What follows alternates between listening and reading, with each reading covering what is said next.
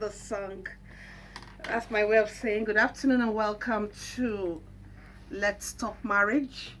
You know how we do it every Sunday by this time. We talk about issues about couples, about married people. And today is not different. Today we have, like I told you last Sunday, that we'll dedicate today to talk about family planning in marriage. Okay, and today we have a professional, somebody who is well schooled in this field, talking about Dr. Doris Nria. She is a director in the River State Ministry of Health. If you do government work, reach director level, you're going to know how far. You know that she's not a baby in the job. Director in the River State Ministry of Health and state health educator. She's the one in charge of educating people on different health issues. And we have her in our studio today to talk to us on family planning. Madam, you're welcome. Thank you very much. I highly appreciate you for having me. Okay, we'll be back shortly. Her voice not come out. Should we raise the whole? No, not this one. This one has a loud noise. It's this one. Tap down your mic. Wait. Okay. All right. From now till 1:45, we'll be talking family planning. Okay, like you heard, we have Dr. Doris Nria, director in the River State Ministry of Health and state health educator. We'll be talking family planning today. So, madam, what is family planning? A lot of people have defined it in so many ways. Let's hear from the professional now. What is family planning? Thank you very much. Simply put, family planning is having the number of children that you can cater for. In another way, it refers to the conscious effort by a couple or individual to actually limit or space the number of children they want to have through the use of modern contraceptive methods, as it were. So, another way is that family planning is a way of putting a check, a kind of control to having children, our reproductive system use, and equally the way of caring for these children. So when we say so, because in our society we find out that a lot of persons pass through very difficult times when it comes to issue of having and raising children. We are still recording having indices of high rates of mortality, maternal mortality. You're using big grammar. You're using high rate of women that die as a result of childbirth. And not only that, even under 5 children, they die before their 5th birthday because of issues of having incessant increase and having the number of children that passes through very difficult and very rigorous times. So that is why it is very important for us to talk about family planning. Now, family planning is not only talking about the issues about couples. It also refers to individuals, as I mentioned earlier. For individuals, you take your time to plan what you want to do, how you want to go about your future. If I get you right, by individuals, you mean by individuals, you mean maybe those who are not married. When you say married people and individuals, so you're talking about the married and unmarried. That brings me to my next question. Who can do family planning? Is it restricted to the married? No, it's not restricted. It's for all women of childbearing age. As you are growing up, our youth, you have their vision. As you grow, you grow into maturity. Their biological system tells you that you have grown to the level where this whole system is very ready to have children. So it is now left for you to plan your life, what you want to do, so that your dream will not be shattered. You want to achieve your goal in life. So for that, we call it life, a kind of life planning. So you sit down to plan and say, I will achieve this at so time. I will finish my education before I go into get married and having children. So when you begin to do that, it's a kind of planning you are setting for yourself. This is very important. Look, let me cut it. Sorry, I will be cutting it because I want them to have a full grip of what you're saying. Now, you talked about people and married people. Now, what will make somebody that is not married, a girl that is not married, what will make the person desire to have family planning? When the person should be minding his or her business with school and other things to develop him or herself. Okay, herself this time. Though males do family planning too. So what's their business with family planning since they're not married? It is very important, very, very important for our youths, for every woman and person of childbearing age to go into family So planning. why should young people do Go family into planning this when they are not because- married? And And they don't have any business with sex. They, of course. Let you me know- hit the nail on the Yes, head. of course. Because you they know shouldn't that. have any business with sex when they are in school, ideally. So when you're saying that young people can do family planning, why should they have do family planning when they don't have? Family planning, as I said, when it concerns you, is life planning. You know that our body, the way we develop, you develop to a level where the biological system, the hormones in your body moves. You have that compelling emotions that comes to you, and that sexual drive is there. It's natural in the life of each and every one.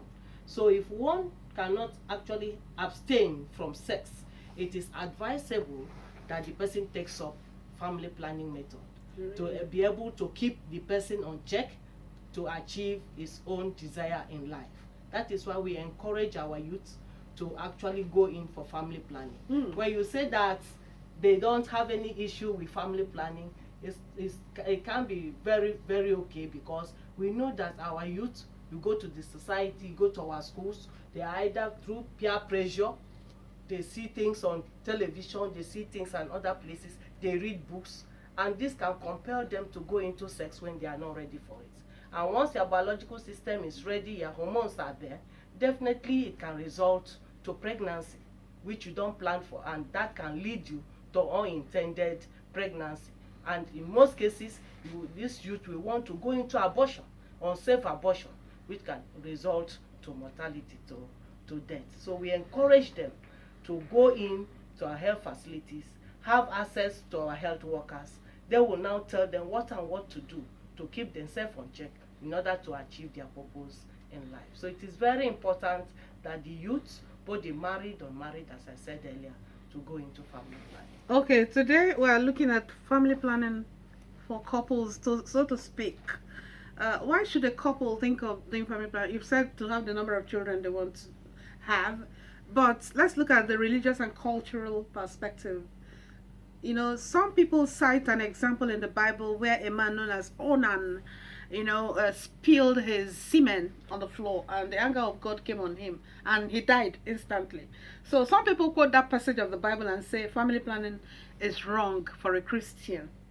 Thank So you. so is it good Thank for? you very much. Is it not a sin for Christian? Is it not I sinful? will answer Is it not that. a wicked act? I will answer that right away. That is not a sin at all. When we talk about issues about family planning for couples, one, we know that the couple may have so much to take care of the children. So you can go on to have children, but come to look at it this way. When we talk about family planning, we are referring to the health of the woman, the one that gives birth to these children. One, as you give birth, a lot of things, you lose a lot of things in the process. The bleeding is there, the system, the uterus has to return to its place. And this takes close to 2.5 years for you to fully recover from the first birth. So we are not saying don't have your children, but you have to space it in such a way that for this woman to fully recover from the last birth processes that she or he went through. And again, we have discovered that when you have these children, you put so much pressure on your socioeconomic system. You want to feed the children, you are thinking of the school fees, you are thinking of how to raise these children up. And we know the economic situation that we have in this country. Again, when you look at the infrastructural development, you have it. But how do you then speak about when you go to school, these children don't even have enough space for themselves? Where you will accommodate 5 people, 10 people are struggling over the same resources. So it put a lot of pressure, not only on you as parents, it also put pressure on the system, on the society. So that is why we are talking about family planning. And not we have come to find out that in Nigeria, we are still practicing, we are in love of having so many children. No, I was 5 coming and to the 6 children, cultural 5 and 6 perspective. Yeah. children. Then we begin to say the spacing is very close, and we begin to put pressure on the woman, and a lot of them have issues. Some of them have this vesical vaginal fistulae, and these are all health conditions that one needs to checkmate at this Now, Doc, particular before time. you go ahead, now, assuming I'm in a marriage and I have 7 girls, I was coming to the cultural perspective of family planning. And my church, my religion forbids family planning. And I'm looking for a male child. I've had up to 7 girls. And my mother-in-law, my husband, everyone is telling me that we need a male child in this house to take over, to inherit, to take over from your husband. You can't just be having female children. In my place, they will tell you that in their place, they don't count girls as children. And the woman keeps having children, and some people die in the process. What advice I do think you? that is why we are into this. We need to change the narrative. We need to change that narrative. It's true that in some culture they don't put so much value on women. If you don't have a male child, when it comes to issue of sharing land, the person that don't have a male child will not be opportune to have land. And there's this philosophy that if you don't have a male child, you are not yet rooted In the family. So because of that, if you're having female children, you see the woman struggling, Come my praying, brother house, come the coming born here boy, and boy, there, girl, running girl. in order to have a male child. But we have what is called the rights and the equal rights both for male and for female. If you have a female child and you expose both of them to equal opportunity, give them the basic education, they have the same rights. There is nobody that is the second filler. The female child will actually grow to represent the family and to carry on the family. And most times they are the ones that build the home. So we have to change the narrative. We need to let our people know that in creation we are created, the Bible said we are created male and female. The Lord created them both. We are all created by God, and given the same opportunity, we are all going to achieve a better result, and the society will move forward. All right. So let us begin to build that into our people, build that into our system, and by the time we do that and give our female children the right opportunity, you find out that the result will be something that we have to build up our family and build up the society. Okay, Doc, there have been misconceptions about family planning. Some say it causes cancer. Some say it causes bleeding. So you'd like to tell us the various methods of family planning and tell us the side effect. Does it have any side effect? Because some women come down with heavy bleeding after doing it. Some women add weight. Some people say a lot of things about family planning. So as a professional, I wanted to educate us on the major types of family planning and their side effects, if any. Thank you very much. You see, there are some of the barriers we are having when we talk about issues about family planning. The barriers of myths and misconceptions. A lot of people have come out with a lot of stories, but when they go into family planning, they have the family planning methods affecting them in one form or the other. I haven't said that family planning, we have different methods. We have the natural method, the use of the breastfeeding, the calendar method, where you begin to look at the mucus of the body system and all that. Then you talk about the use of pills. We have the use of pills for female. We have the injectables. We have the male and the female condom. Then we have the use of implants. We have the use of intrauterine devices, the tubal ligation method, the vasectomy. All these are different methods of family planning. But the way it is only when you go to the clinic, you'll be properly tested and you'll be interviewed.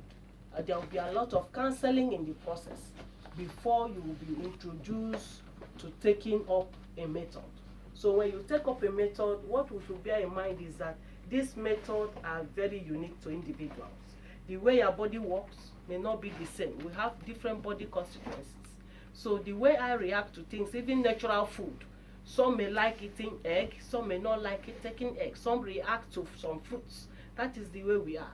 So that is why a professional, a very well-trained professional, we have to counsel the individual before giving and introducing a method. So where So should you we? don't You've have to mentioned go clinic. to a particular method in mind and say, hey, Mary went for so method and that is the method I want to go with. No. So It where is- can quickly, because time is not our friend. Okay. Where can one access family planning, and how much does it cost?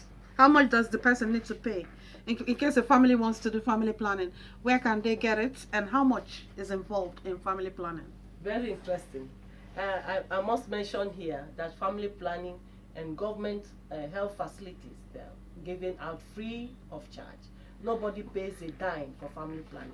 The government provides the commodities for the use of for the individuals at the health facilities, and the officers themselves have been trained to handle family planning and to offer these services to individuals, to their different clients that are coming into family planning. We have people that we refer to as the reproductive health officers. These people are there, well trained across the 23 local government areas, across the different health facilities that handles these procedures. So when you go there, if any person say pay any dime for family planning for the services, you do well to call primary health care board, where who is in control of these health facilities at this area, or you call the coordinator that is in charge of family planning in the Do we state. have their numbers? And we call the state health educator. With that, the message will pass to the appropriate Okay, body. later you'll give us the number to call in case we need inquiries Thank you very about this. What if you want to do family planning and your husband says no? So what will you do? That you keep having children, and maybe some women die in the process. Well, when you talk about family planning, it takes two to agree. And for me, I will advise that issues like family planning should be discussed by the couple. When you discuss this issue, you need the attention to at least visit the health facility with your husband. We encourage the men to visit the clinics where they will be counseled and they understand, because the fear most time is fear of side effects. When you take the family planning and you come back and say, hey, today my head is hot, my body is paining me, my leg and all that, the man will say, it's as a result of family planning. So as a result of that, it will prevent you from going for that services. But when you go together, you have yourself checked and you are given a method. If there is any reaction, you go back to that health facility, you'll be tested and given another method if that method is not going well with you. But if you have a husband that is saying categorically, no, you should not do this, you go back and tell the family planning providers. There are the ones they will introduce you to, that even as you do it, maybe by what we call the billing methods, as you carry on with it, you will stay and equally not have the children when you don't want to have it, and you still have that relationship with your husband without fear of getting pregnant. Okay, Dr. Ria, thank you very much for taking time to answer the questions. The phone line started ringing even without our opening them. So if you have a question to ask on family planning, there are two lines you can call. You can call 0908